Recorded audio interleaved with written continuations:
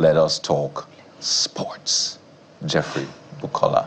I don't know who wants to take this. I'm going to tell you that. The person that should take it is here, Cecelia Omorogbe. She's already here with us. So let's talk sports. I love football. By the way, have I done my subscription? Let me... you better do it. You're starting tomorrow.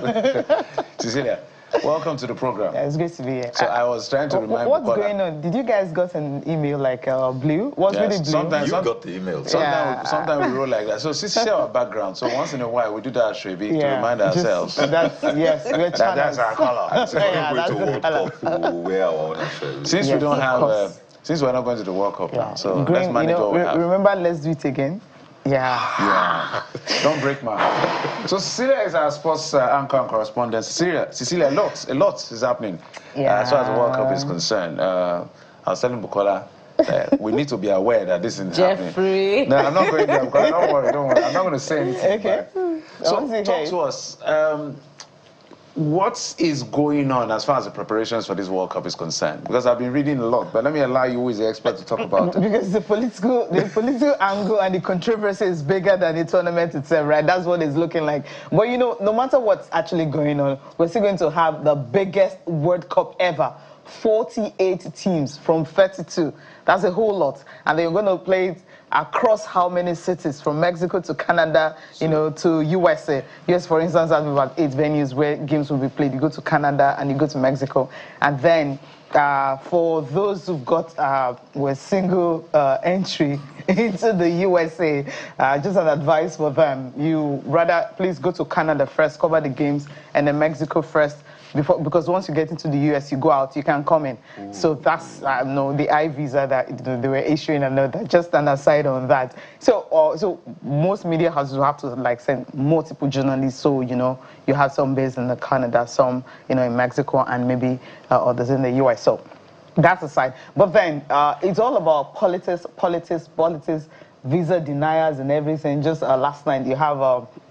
The White House head of task force, for the World Cup, Andrew Giuliani, talking about the reason why the Somali referee, was denied the visa simply because, he's among those suspected. There's a terrorist gang that is in Somalia that we all know. So he's one of those suspected to be a member of that. I mean, where Atan was named 2025 our best referee, by CAF. He's housing terrorist organization that he is linked. He's suspected, in Somalia, to be linked to, suspected to be a member of the terrorist organization in Somalia. Somalia is one of those countries that have been banned by Donald Trump, in terms of visa ban, just like those countries that he selected. So when you're having players or referees from that or administrative side, usually it doesn't affect players. Because for Iran case, we just had like 15 management and of course backroom staff, that were denying a visa, but all the players of course got theirs.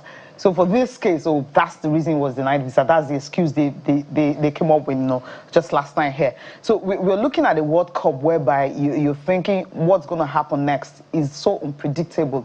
Before now, we're not going to bother ourselves talking about the other aspect of it, politics or anything. What we are concerned about most times at the World Cup is who is making, the records that will be broken.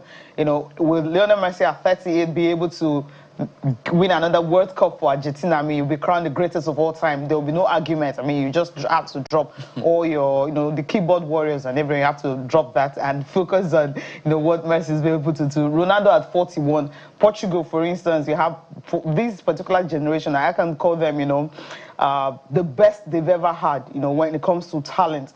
Can Ronaldo at 41 lead them to a World Cup? So those are the angles we are looking at it from. So we're not going to dwell on the political aspect of it. But then one thing that, I think we're not just going to be talking about the fact that Super Eagles are not going. At least you have Nigerians, that will be there. Rema, for instance, will be performing at the World Cup. Rema will be performing. And then there was, of course, the the World Cup theme song, with having... What's his name? Burna Boy. Partnering with Shakira for that. Davido had also done Davido, 2022, World Cup. So I mean, we've got that. So you've got Davido, you've got Rema. So I said, sorry, you've got Burna Boy, you've got Rema. These are at least you see I can't maybe Nigeria flag flying based on these entertainers We have to be look for a way to entertaining find people ourselves at inside the them. World Cup. Of course, you always see them. I was speaking to some of my friends in Houston, Texas. It was like the community over there. You know, you have so many Nigerians in Houston, Texas. You know, Texas is going to be hosting, I think, about 6 games. And so they're expecting something big. And then now, Nigeria is not going to be part of it.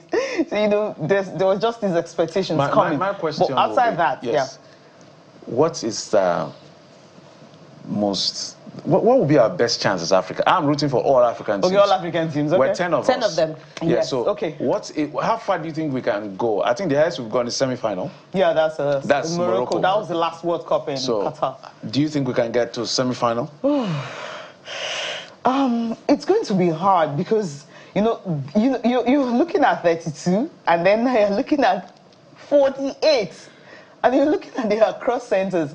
And right now, at the moment, US is actually hot. I mean, we land at 16 centers. We're going to be having middle, or in each half, in the middle of each half of the games, you're going to be having cooling breaks for players because of the heat. So I don't know how the Moroccans can cope because, you know, the Europe is similar to that of, their weather is similar to that of Europe. So that's the difference. South Africans too, this is winter in South Africa. I don't know how they can cope with that. And most of them play in their country. But maybe Senegal, I guess. I think Senegal. I don't know why I'm thinking Senegal. Not because of what happened in AFCON, but because they're a complete team. I don't tip South Africa. Maybe South Africa, yes, may get out of the group. Maybe round of 32. Yeah, this is not bad, but I know some South Africans will come for me. But then you look at the squad, you look at the players, you look at the coaching crew. Yes, they have Hugo Broos is a big time coach, but his technical abilities, is it enough for him to propel his players to get to a quarter-final at the World Cup that has 48 teams? Yes, we have countries like Curacao and countries like Jordan, Uzbekistan, who was qualifying for the first time. But that's not just enough. Yeah. So Algeria is also another team you can look at. But I don't see Algeria moving past the round of 32. But I think for me, Morocco and Senegal will still be the team I will pick when it comes to this World Cup. Maybe Côte d'Ivoire, maybe Côte d'Ivoire could be quarterfinal. Seeing the match against France. You're going to use that to judge? I'm just asking. Come on. You know, when people started saying that, I was like, excuse me, we're talking about France here. Proper, I get it. See what Olise did, you know, where Mbappe was floundering and he couldn't score the game they played against Northern Ireland. What happened? He came up, got a hat-trick. And I get that one. I was just wondering why you were tipping. Do we start from the 4 firepower in France? I get the point, Cecelia. France is a contender for the cup, not even exactly. Yeah, so that's the thing. And I'm sure Ghana is looking at you like, you didn't mention us now. We're also in this line. Why did I forget Ghana? It's not deliberate. But I've looked at Ghana. I mean, who sacked a coach that qualified them for a World Cup and decided to bring in another one? Okay. I just feel immediately they did that. I feel it may not work out well for Ghana at the World Cup, really. But that's not. I think the round of 32 might just be their best bet, really. Yeah, and after that, I don't see them going past that. Pardon me. That's not even my question. Okay. That's, by the way, the real question is this Gianni Infantino issue. People are saying he's not standing his ground. Okay. Why would a referee be denied entry? Okay. We've had multiple issues. Yeah. So they're wondering that.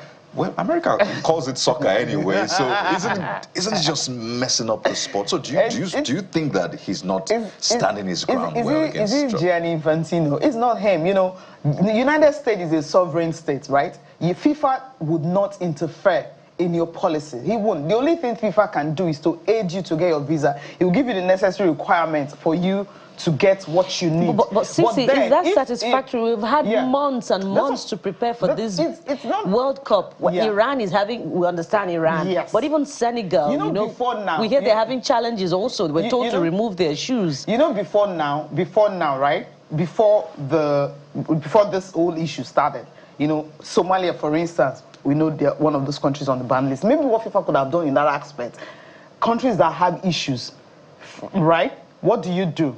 He doesn't have to officiate in the US. He could officiate in Mexico or in Canada. I feel that's what he could have done. I think he's the only African referee, right? No. There are a lot of African referees. But it's the first time you're having a referee from Somalia that could have officiated at the World Cup. And him is a 2025 best player. No. We have a lot of them. We have lots. I think there are so many, about 16 on. There are lots of African referees at the World Cup. But he's the first from Somalia. It could have been a first for him to officiate. I mean, 2025 is the best referee. CAF named him the best referee, you know, in 2025. So it shows that he's got the pedigree. I feel what FIFA could have done, you know, having those, what do you call it, these glitches or ahead, just ensure that the games you're going to give him, whatever games you're giving him, let it just be in Canada and in Mexico, so to avoid these whole issues. Because you know, it's an embarrassment. It's an embarrassment to the continent. Yeah, it's and then you're looking at the Iranian team, for instance. Iran decided to camp in Mexico. I mean, because most of them were denied visa. I think into the Kylian USA. said they will still find a way, Yeah. but some officials may not come, but the players will find a way. But in terms of that Somalia, they've given their press statements already. They said I mean,